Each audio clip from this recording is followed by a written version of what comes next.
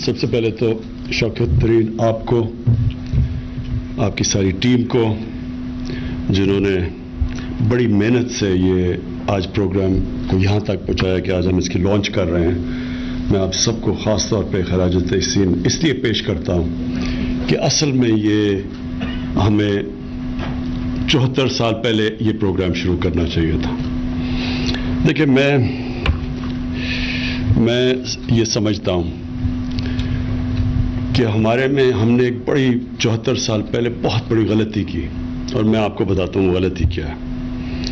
ہم یہ سمجھتے تھے کہ ایک وقت پہ ہمارا ملک خوشحال ہو جائے، ہمارے پاس اتنا پیسہ آ جائے، اس کے بعد ہم پھر ایک پاکستان کو فلاحی ریاست بنائیں. اور یہ جو سوچ ہے نا کہ پہلے پیسہ اکٹھا ہوگا، پہلے ملک میں سرپلس ہوگا، ہمارے پاس پیسہ ہوگا، پھر وہ ہم غریبوں کی طرف لگائیں گے، میں یہ سمجھتا ہوں کہ یہ فنڈامنٹلی غلط فیصلے تھے. دیکھیں، مدینہ کی ریاست کی میں کیوں بات کرتا ہوں؟ کیونکہ وہ دنیا کی تاریخ کا سب سے کامیاب ماڈل تھا، اور ماڈل کی کامیابی ہوتی ہے جو اس کے ریزلٹس دیتے ہیں. تو وہ جو فینومینا ہوا تھا مدینہ کی ریاست کے بعد، یہ ایک تاریخ کا حصہ ہے. یہ کوئی فینٹیسی نہیں ہے یا یہ کوئی میتھولوجی نہیں ہے، یہ فیکٹس اور فگرز ہیں ہسٹوریکل، کہ ایک سویلائزیشن جس کی حیثیت نہیں تھی وہ ایک دم رائز کیا اور اس نے دنیا کی امامت کی، اور 1000 سال تک دنیا کا پریمیئر سویلائزیشن رہا. تو مدینہ کی ریاست کیوں اللہ ہمیں کہتا ہے کہ نبی صلی اللہ علیہ وسلم کی سنت پہ چلو، ان کی شریعہ پہ چلو؟ کیوں کہتا ہے؟ ہماری بہتری کے لیے کہتا ہے. یہ ہمیں غلط فہمی ہے کہ ہم اللہ کو کوئی فائدہ پہنچا سکتے ہیں. تو وہ اس لیے ہمیں کہتا ہے کہ اگر آپ ان کے کیریکٹر کو فالو کریں گے تو کہ انسان کا کیریکٹر اوپر چلا جائے گا اور وہ ایک عظیم انسان بن جائے گا. اور اگر آپ ان کی جو انہوں نے ریاست بنائی تھی اس کے اصولوں پہ چلیں گے، آپ کی ریاست اٹھ جائے گی. میرا یہ ایمان ہے کہ جو مدینہ کی ریاست میں تو ہوا تھا، پہلے انہوں نے فلاحی ریاست بنائی تھی، پھر خوشحالی آئی تھی. یہ بالکل غلط ہمیں خیال ہے کہ جو پہلے پیسہ آیا تھا اور پھر انہوں نے سارا نچلے طبقے کو، جو پہلی دنیا کی تاریخ کی ایک ویلفیئر اسٹیٹ بنی تھی، وہ ویلفیئر اسٹیٹ پہلے بنی تھی، پھر خوشحالی آئی تھی. کیونکہ اللہ کی برکت آتی ہے، جو ہم اللہ میں مانتے ہیں اس کی برکت آتی ہے. اس کی جب وہ خوش ہوتا ہے کہ آپ اس کی انسانیت کے لیے کچھ کرتے ہیں تو اوپر سے پھر وہ آپ کی مدد کرتا ہے. کیونکہ اس کی کوئی ایکسپلینیشن نہیں ہے کہ دیکھتے دیکھتے دو سپر پاورز کے بیچ میں ایک قوم جس کی حیثیت ہی کچھ نہیں تھی اور ڈیوائیڈڈ تھی ٹرائبز کے اندر، وہ ایک دم اٹھ گئی اور دونوں سپر پاورز اس کے سامنے کولیپس کر گیا اور وہ دنیا کی ٹاپ سویلائزیشن بن گیا. تو اس میں سب سے بڑی چیز ہے انسانیت. جس قوم میں انسانیت ہوتی ہے اللہ کی برکت آتی ہے اس کے اوپر، اور ساتھ ساتھ اس کے انصاف. یہ دونوں اللہ کے حکم ہیں، انصاف اور انسانیت. یہ بیسز ہے ایک سویلائزیشن کا. اب آپ دو قومیں دیکھ لیں، ایک ہی جتنی آبادی دونوں کی، ایک طرف ہندوستان، دوسری طرف چائنا. 35 سال پہلے دیکھ لیں، 40 سال پہلے تقریباً ایک ہی ساتھ تھے دونوں. آپ ان کے سوشل انڈیکیٹرز دیکھ لیں، تقریباً ساتھ تھے وہ. آج چائنا آسمان پہ پہنچ گیا ہے اور ہندوستان میں وہی ایک جزیرہ ہے بہت امیر لوگوں کا اور نیچے غربت ہے. چائنا نے وہ جو ہم چاہتے ہیں، چائنا نے وہ اصل میں مدینہ کا ماڈل فالو کیا.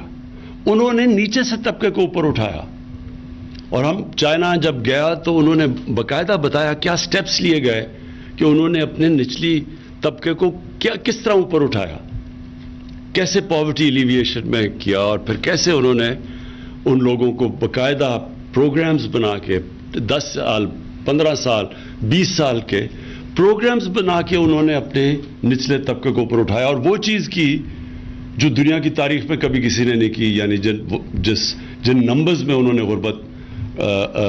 لوگوں سے غربت سے نکالا، اور پھر ابھی شی جن پنگ نے اناؤنس کیا کہ ہم نے ایکسٹریم پاورٹی ختم کر دی ہے.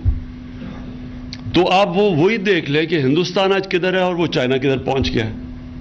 سو ہمارا جو فنڈامنٹل پرنسپلز ہم نے اس قوم میں جو ہمیں اڈاپٹ کرنے چاہیے تھے، جب ہم نے ایک بہت بڑا، ہمارے فاؤنڈنگ فادرز نے کہا کہ یہ مثالی اسلامی فلاحی ریاست بنے گی، یہ جو فیصلہ تھا اس کے اوپر کبھی عمل ہی نہیں ہوا اور ایک ایلیٹسٹ سسٹم بن گیا. جو آپ اور چیزیں چھوڑ دیں، تعلیم کا نظام لے لیں. یہ کتنی بڑی ایک ملک کی بدقسمتی ہے کہ ایک چھوٹے سے طبقے کو آپ انگلش میڈیم پڑھا دیں اور وہ نوکریاں ان کو دلوا دیں، باقی جو آپ کی عوام ہے وہ بیچاری اوپر ہی نہیں آ سکتی. ایجوکیشن اپارٹھائڈ، کیا آپ ایک طبقے کے لیے ایک تعلیم، دوسروں کے لیے نیچے، اور پھر ایک دینی مدرسے چل رہے ہیں.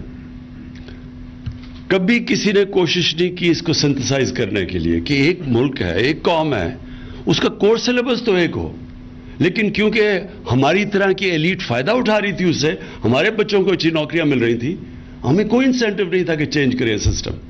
کیونکہ نیچے جو، اور پھر نیچے سے جو اوپر آتا تھا، جو لوگ اردو میڈیم سے پڑھ کے ایونچولی اپنی زندگی بہتر کر لی، وہ اپنے بچے انگلش میڈیم میں بھیج دیتے تھے. ان کو بھی جب وہ پارلیمنٹ میں بھی آ جاتے تھے، وہ ادھر پہنچ جاتے تھے جدھر وہ فیصلے کر سکتے تھے، تب بھی انہوں نے وہ سسٹم نہیں چینج کیا، کیونکہ وہ پھر بینیفیشری بن گئے اس ایلیٹسٹ سسٹم کے. اور اس لیے میں شفقت آپ کو خاص طور پہ یہ خراج تحسین پیش کرتا ہوں، جو پہلی دفعہ پاکستان کی تاریخ میں ہم نے اب یہ بڑا مشکل اٹیمپٹ کیا چینج کرنے کا یہ سسٹم، کہ ہم نے ایک کورس سلیبس ایک بنایا. اور کتنی آوازیں آ رہی ہیں اس کو آبجیکٹ کرنے کے لیے. شرم نہیں آتی ان لوگوں کو کہ آپ کو پتہ ہے کہ ناانصافی کا سسٹم ہے، اس کے بعد بھی کامنٹ کر رہے ہیں جی پیچھے لے کے جا رہے ہیں لوگوں کو. یعنی کہ سمجھ نہیں آئے کہ پیچھے کیسے جا رہے ہیں. اگر آپ ساروں کو لیول پلینگ فیلڈ دیں گے کہ وہ بھی انگریزی سیکھیں تو پیچھے کیسے جا رہے ہیں. دوسری چیز جو شوکت نے بات کی کہ ہمارا جو سسٹم بن چکا ہے وہ سارا ایلیٹ کے لیے بن چکا ہے. قرضے ہیں تو پیسے والے لوگوں کے لیے، گھر بنائیں گے تو پیسے والے لوگوں میں ہونی چاہیے، تعلیم پیسے والے، انصاف کا نظام صرف پیسے والے لوگوں کے لیے. غریب آدمی اور ایک طاقتور کا مقابلہ ہو جائے عدالت میں، وہ کبھی غریب جیت ہی نہیں سکتا، اس کو انصاف ہی نہیں مل سکتا. سو سارا سسٹم کیٹر کرتا ہے چھوٹے سے لوگوں کو. یہ کبھی معاشرہ اوپر نہیں جا سکتا جب تک ہم فنڈامنٹلی ہمارا مائنڈ سیٹ چینج نہیں ہوتا. معاشرہ اوپر نہیں جا سکتا. میں بڑا سوچتا تھا کہ 1700s میں 1700 میں ہندوستان کا جو جی ڈی پی تھا وہ 24% تھا دنیا کا. تو میں سوچتا تھا کہ یہ کیسے پیچھے رہ گیا. تو ایک برنیئر ہے جو 1650s میں جو شاہ جہان کے کورٹ میں جاتا ہے اور وہ فزیشین بن جاتا ہے وہاں. تو اس کی ڈائریز ہیں کہ وہ کورٹ کی لائف کیا تھی. تو اس میں بڑی زبردست انسائٹ ملتی ہے کہ ہم کیوں پیچھے چلے گئے. اس وقت سپر پاور تھے مغل، دنیا کی سپر پاور مانے جاتے تھے وہ. تو وہ جب وہ ڈسکرائب کرتا ہے وہاں کی دنیا اور پھر وہ کمپیئر کرتا ہے کہ فرانس میں کیا ہو رہا ہے اور وہ فرانس میں کیا حالات تھے اور ادھر کیا حالات تھے ہندوستان میں. تو پہلے تو وہ بادشاہ کا بتاتا ہے کہ اس کے پاس جس طرح کے جو وسائل تھے، پیسے تھے، ہیرے، جیولری، سب کچھ، کہتا وہ مقابلہ ہی نہیں کر سکتا تھا فرانس سے، ان کا بادشاہ. یعنی جس طرح کی وہ امیری تھی اس کے بادشاہ، مغل بادشاہ، پھر اس کے پرنسز تھے، پھر ان کا سارا. لیکن اس نے جو اصل بات کی، اس نے کہا جب میں دلی میں جاتا تھا اور میں اس کو کمپیئر کرتا تھا پیرس سے، تو پیرس میں جب آپ سڑک پہ پھرتے تھے تو 7 ایسے لوگ ہوتے تھے جن کے کپڑے اچھے ہوتے تھے اور 3 ہوتے تھے جو کہ غریب ہوتے تھے. لیکن کہتا جب میں دلی کی سڑک میں پھرتا تھا تو 6 ایسے لوگ ہوتے تھے جن کے کپڑے پھٹے ہوئے اور جو غریب ہوتے تھے، اور صرف 3 یا 4 ہوتے تھے جن کے اچھے کپڑے تھے. تو بیسکلی جب ایک انیکوالٹی ہوتی ہے سوسائٹی میں، یہ بیسز ہوتا ہے اس کا نیچے جانے کا. کوئی بھی معاشرہ نہیں کامیاب ہو سکتا جدھر ایک امیروں کا ایک جزیرے ہوں اور غریبوں کا سمندر ہو. کوئی معاشرہ نہیں کامیاب ہو سکتا. تو ہماری کیا کوشش ہے, وہ اپنا ذرا مائنڈ سیٹ اور ملک کی پرائرٹیز چینج کریں کہ یہ جو نیچے طبقہ ہے جس کے لیے نہ ہم آپ کو پتہ ہے کوئی گھر ہی بیچارے نہیں بنا سکتے, کوئی سسٹم ہی نہیں تھا لون دینے کا. غریبوں کو تو چھوڑیں, جو ہماری پروفیشنل کلاسز ہیں, غریب جو ہمارے لوور مڈل کلاسز ہیں, جو مڈل کلاسز ہیں, وہ بھی گھر نہیں بنا. کیش ہے تو گھر بناؤ, یا کوئی سسٹم ہی نہیں تھا ہاؤس فائنینسنگ کا. اور پھر جب ہم نے یہ کیا اور بڑی مشکلوں سے بڑی دیر لگی رکاوٹیں دور کرتے کرتے کہ کیوں نہیں فائنینس جا رہا نیچے, تو ہم نے پھر ریئلائز کیا فائنلی جب تیار بھی ہو گیا سسٹم, ہم نے قانون بھی وہ فورکلوجر لا کا جو قانون تھا وہ جو پھنسا ہوا تھا بڑی دیر سے, وہ بھی کسی نے کوشش کی کہ اس کو وہ اسٹے آرڈر ختم کرنے کے لیے. تو جب ہو بھی کیا, پھر بھی جو ہمارے بینکس تھے ان کے پاس انفراسٹرکچر ہی, ان کی ٹریننگ ہی نہیں تھی چھوٹے لوگوں کو قرضے دینے کے لیے, تو وہ چھوٹے لوگوں کو قرضے نہیں ملتے تھے.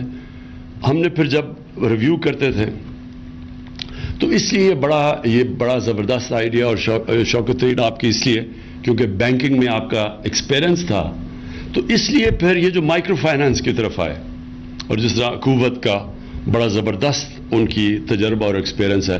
تو بجائے ہم نے ریئلائز کیا کہ بینکس جب تک سیکھیں گے چھوٹے لوگوں کو قرضے دینے میں, تب تک تو ہمارے 5 سال بھی پورے ہو جائیں گے.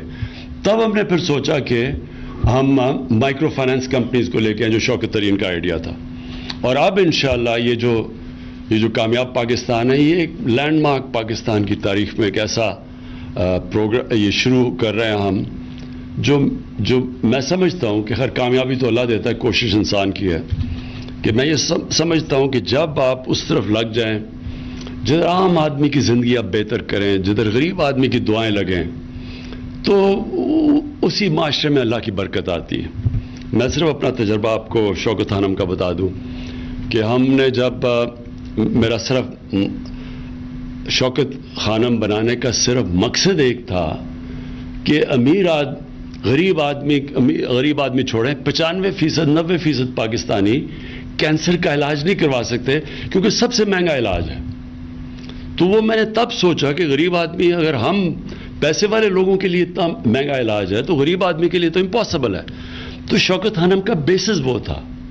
اب یہ سوچیں کہ جب وہ ہاسپٹل بنا تو ہمیں سب نے کہا کہ غریب کا ایک پہلے ہی بڑا مشکل ہوتا ہے, کینسر ہاسپٹل کے جو ایکسپنسز جو چلانا اس کا رننگ کاسٹ سب سے زیادہ ہوتے ہیں. تو اگر آپ غریب کا مفت علاج کریں گے تو ہاسپٹل چلے گا ہی نہیں. تو ہمارے جو باہر سے بھی ایڈوائز, اپنے باہر سے ایڈمنسٹریٹر منگوایا, اس نے بھی یہ کہا کہ اگر آپ نے 5% سے زیادہ لوگوں کا مفت علاج کیا بند ہو جائے گا ہاسپٹل. اور وہ پھر ہاسپٹل نے میرا یہ جو ایمان پکا کیا کہ جب آپ غریب کے لیے, اور ہم کھڑے رہے, ہم نے وہی کیا کہ 70% کا مفت علاج ہوگا. تو یہ دنیا میں کوئی ایک پرائیویٹ کینسر ہاسپٹل نہیں جو 70% مریضوں کا مفت علاج کرتا ہے, کوئی نہیں ہے دنیا میں ایسا. اور جب ہم نے کیا تو جو یہ میں صرف آپ کو فگر دینا چاہتا ہوں کہ جو 70 کروڑ میں ہاسپٹل بنتا ہے وہ آج غریبوں کا 9 ارب روپے کا مفت علاج ہوتا ہے ہر سال. 9 ارب روپے کا.